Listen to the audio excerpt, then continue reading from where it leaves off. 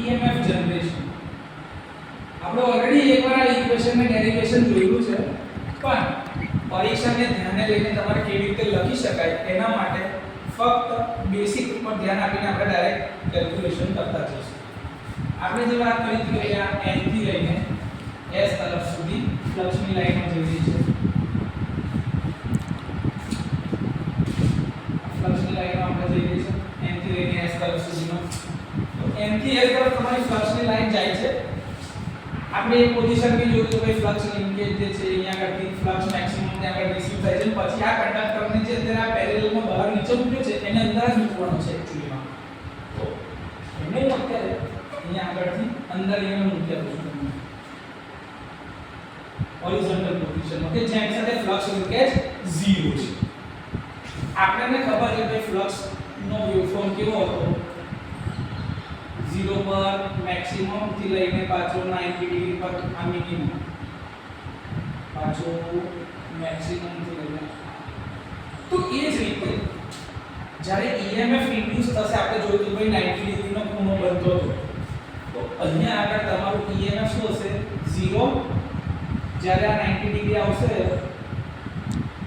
ત્યારે ફ્લક્સ તમારું કેવું હશે મેક્સિમમ.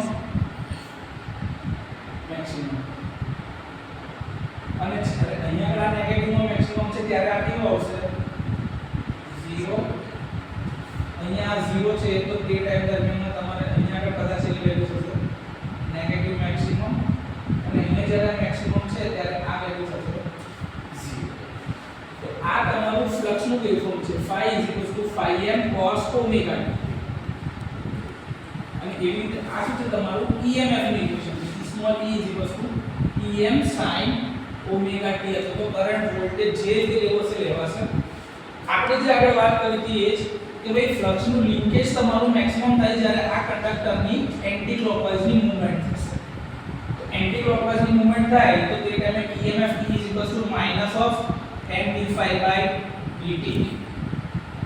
આ માઈનસ સાઇન લેન્ઝ લોનો નિયમના પ્રમાણમાં છે એની બી આપણે વાત કરેલી હતી. અને આ જે મૂલ્ય હોય છે ઇલેક્ટ્રોમેગ્નેટિક ઇન્ડક્શન ફેરાડેઝના નિયમ, બીજા નિયમ પ્રમાણેનું મૂલ્ય શોધીએ છીએ આપણે. અહીંયા આગળ એની કિંમત મૂકીશું -n dϕ/dt. phi ની કિંમત શું છે phi m cos omega t.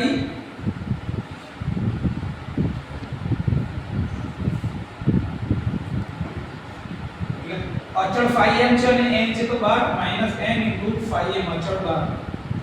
તો d/dt of cos omega t. cos નું વિકલન થશે માઈનસ સાઇન.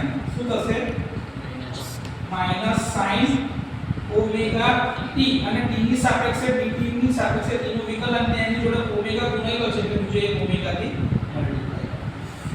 હવે આપણે વેલ્યુ શું બની n phi m omega into sin omega t.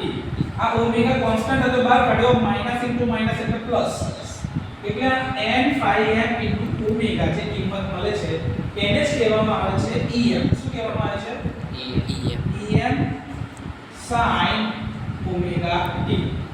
Small e. આ સ્મોલ વસ્તુ શું બતાવે છે ઇન્સ્ટન્ટેનિયસ વેલ્યુ. શું બતાવે છે ઇન્સ્ટન્ટેનિયસ વેલ્યુ, જેને ગુજરાતીમાં કહેવાય છે તાત્ક્ષણિક કિંમત. શું કહેવાય છે તાત્ક્ષણિક કિંમત.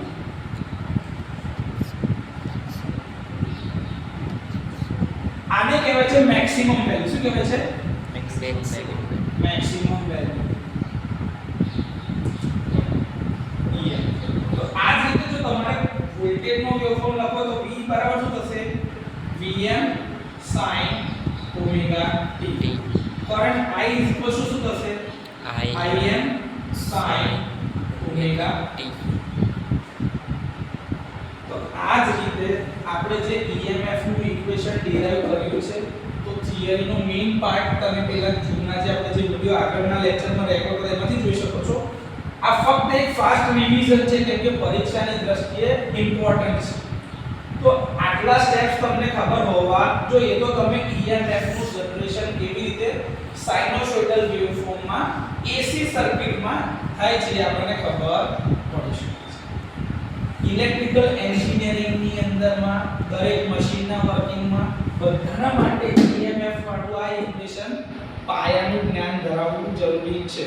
બેઝ છે, બેસિક છે, આ આવડવું જોઈએ તો જ આના બેસિસ ઉપર કામ કરતા machine, power plant, power stations બધા વિશેની ઇન્ફોર્મેશન મળશે. ક્લિયર? કોઈ ડાઉટ?